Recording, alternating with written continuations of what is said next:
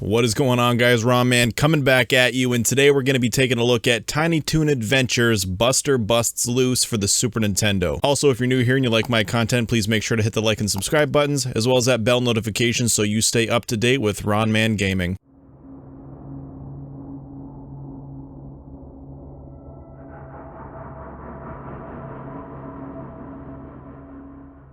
Tiny Toon Adventures Buster Busts Loose is an action platformer that was developed and published by Konami for the Super Nintendo in 1993. Based on the 90s cartoon of the same name, Tiny Toon Adventures Buster Busts Loose is one player only and has you take control of Buster Bunny as you find your way through 6 stages with the goal of rescuing Babs Bunny. There's even a password system in case you don't want to beat this in one sitting. The game is presented as if all characters of the show are actors in different episodes of the cartoon. So your goal is to rescue Babs Bunny, like I said, but she's just acting. She's not in any real danger. It's all just for fun. Not that video game characters are ever in any real danger, but I mean, you know what I'm saying. Buster Busts Loose is a great looking game which resembles the show it's based on. It has a great use of color and the animations are spot on. In terms of music, you'll often hear the Tiny Toons theme song throughout the game, but there are many different renditions of it. For example, you'll hear the vanilla version when you first turn the game on, but in Stage 2 the song has a western flair to it. Of course, the main theme is not the only piece of music you'll hear. The song in the haunted house level has a great spooky vibe, and I absolutely love the music in the football stadium. Overall, the composer did a great job with the music. I think what makes this game stand out from its contemporaries is that the level settings are strongly varied and the gameplay is always changing.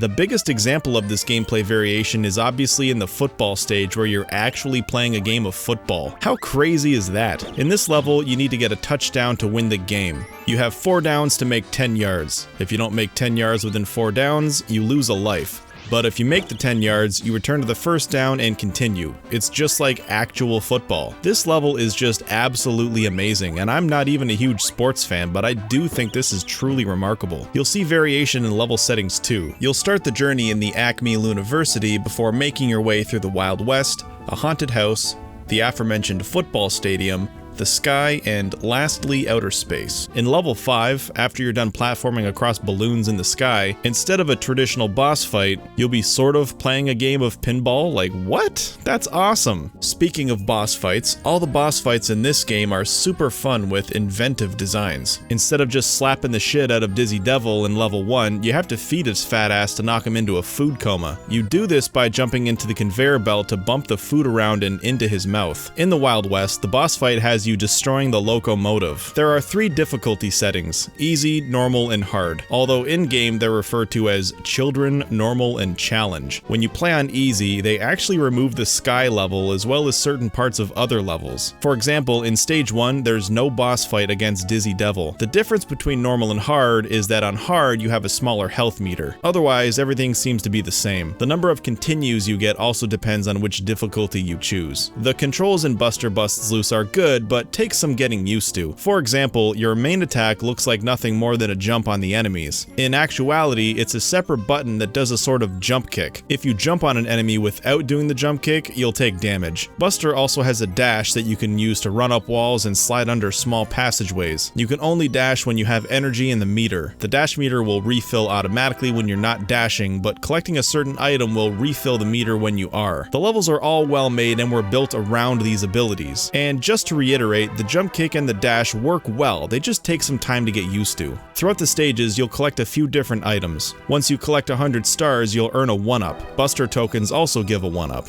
You'll also find a few different types of trophies. Silver carrot trophies replenish 1 heart, the gold carrots replenish all your health, and the crystal carrots give you an extra heart container. The silver Go-Go Dodo trophies refill your dash meter, the gold ones make you invincible, and the crystal trophies turn all enemies into stars. The stages are broken up with mini minigames which range from great to not great. Some of these games are based entirely on luck, like the weight scale game or bingo. Because these are luck-based games, they're not really all that fun, but the minigame where you play as Babs is pretty fun, and so is the racket minigame. Now, I think this game is absolutely fantastic, but there is one point of criticism that I have to address, and that is the difficulty. There's a significant difficulty spike with Stage 2, the Wild West. If you played this game as a kid, this was the level you never got past. Otherwise, the difficulty ramping is fine. The Wild West is a pretty long stage with many auto-scrolling segments. Most of the danger comes from instant death traps, and while there are checkpoints throughout, there don't seem to be enough. Dying usually means having to repeat large portions of the stage, and I mean, let's be real, who actually enjoys auto-scrollers? The Wild West is a good stage, but it should have been Stage 5, not Stage 2.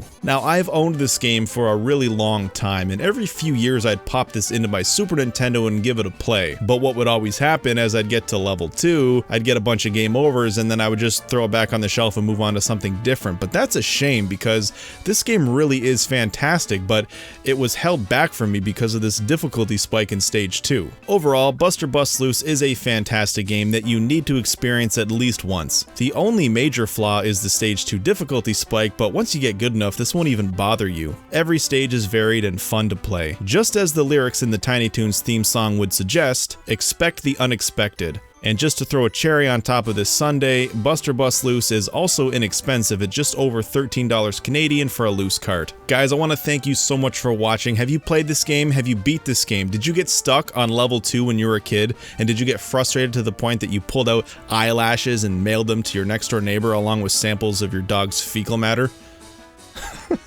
Guys, thank you so much for watching. We'll see you next time. Take care.